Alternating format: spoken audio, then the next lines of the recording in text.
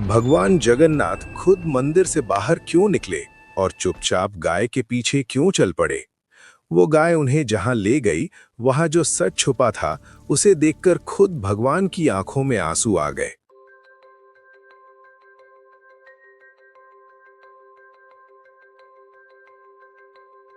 तो चलिए कहानी शुरू करते हैं।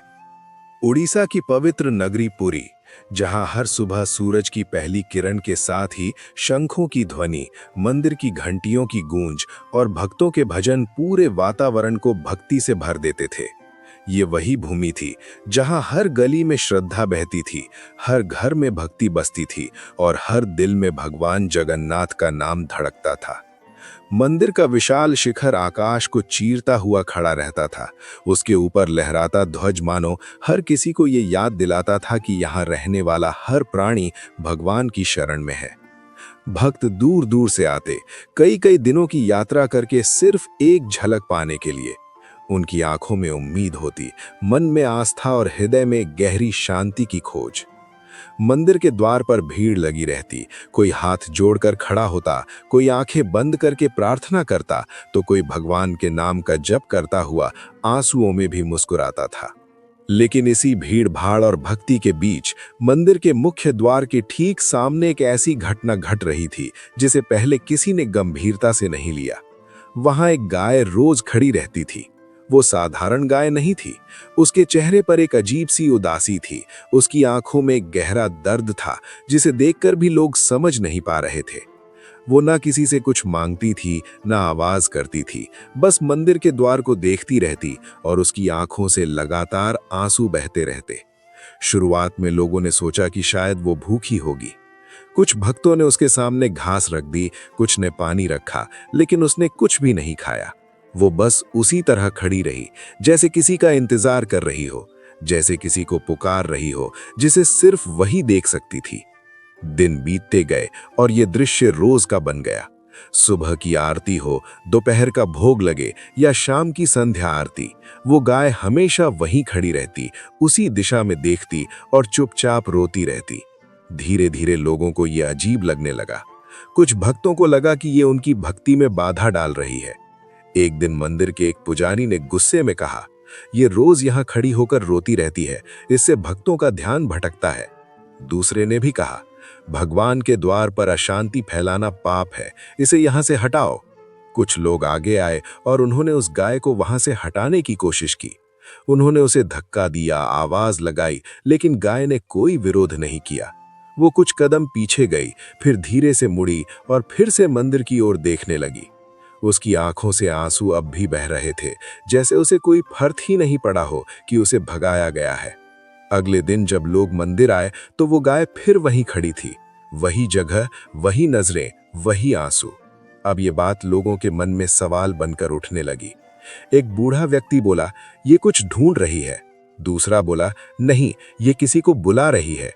लेकिन कोई भी उसकी पीड़ा को समझ नहीं पा रहा था।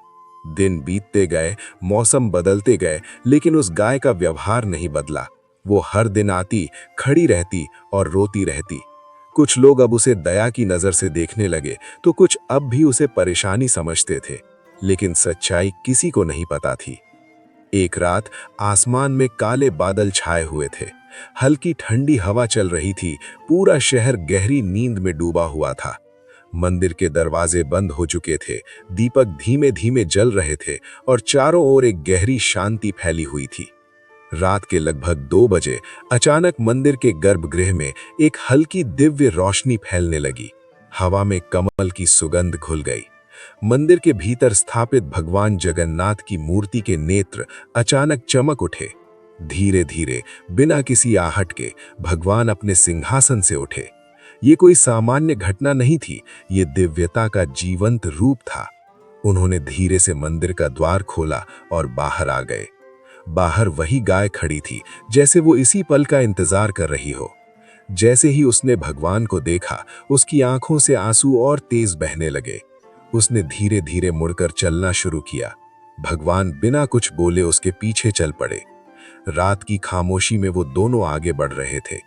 शहर की गलियां सुनसान थीं, कहीं कोई आवाज नहीं थी, सिर्फ कदमों की हल्की आहट थी। गाय बिना रुके चलती रही, कभी दाईं ओर मुड़ती, कभी बाईं ओर, जैसे उसे रास्ता पूरी तरह याद हो। भगवान शांत भाव से उसके पीछे पीछे चलते रहे।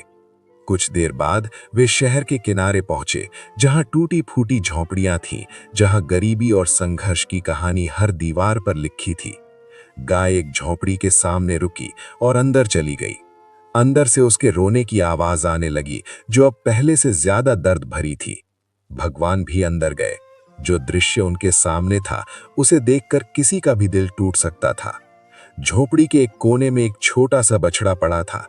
उसका शरीर कमजोर था, उसकी सांसें धीमी थीं, उसकी आंखें बंद थीं, जैसे वो जिंदगी और मौत के बीच कहीं अटका हुआ हो। वो कई दिनों से भूखा था, बीमार था और उसकी हालत बेहद खराब थी। गाय उसके पास जाकर उसे चाटने लगी, उसे जगाने की कोशिश करने लगी, जैसे एक माँ अपने बच्चे को पुकारती है। भगवान उस बछड़े के पास बैठे। उनके चेहरे पर करुणा थी, आंखों में दया थी। उन्होंने धीरे से बछड़े के सिर पर हाथ रखा और कहा, मैं आ गया हूं। जैसे ही उनका स्पर्श उस बछड़े को मिला, एक अद्भुत परिवर्तन होने लगा। उसकी सांसें धीरे धीरे सामान्य होने लगी, उसका शरीर चमकने लगा, जैसे उसमें नई ऊर्जा भर दी गई हो। कुछ ही क्षणों में वो उठकर खड़ा हो गया। गाय की आंखों में अब खुशी के आंसू थे। वो अपने बच्चे को बार बार चाट रही थी, उसे प्यार कर रही थी। भगवान ये सब देखकर मुस्कुरा रहे थे। उन्होंने उस गाय के सिर पर हाथ फेरा, जैसे उसे आशीर्वाद दे रहे हों। फिर धीरे धीरे वो वहां से चले गए, उसी शांति के साथ जैसे आए थे।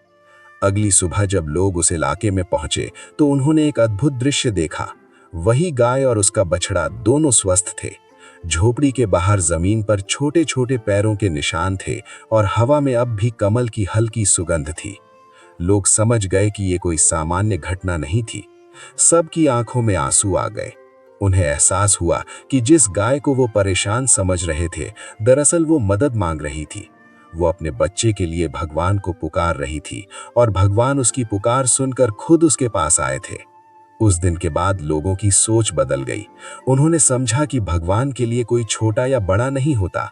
एक बेजुबान माँ का दर्द भी उतना ही सच्चा होता है जितना किसी इंसान का। अब लोग उस गाय को भगाने के बजाय उसकी सेवा करने लगे, उसे खाना देते, उसका ख्याल रखते और उसे सम्मान की नजर से देखते। पुरी की नगरी में एक नई सीख फैल गई।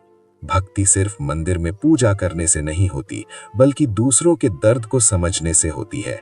भगवान को दिखावा नहीं, सच्चा दिल चाहिए। अगर पुकार सच्ची हो तो भगवान खुद चलकर आते हैं। और जो भगवान एक बेजुबान माँ का आंसू समझ सकता है, वो अपने भक्तों को कभी अकेला नहीं छोड़ता। बस जरूरत है सच्चे दिल से पुकारने की। जय जगन्नाथ।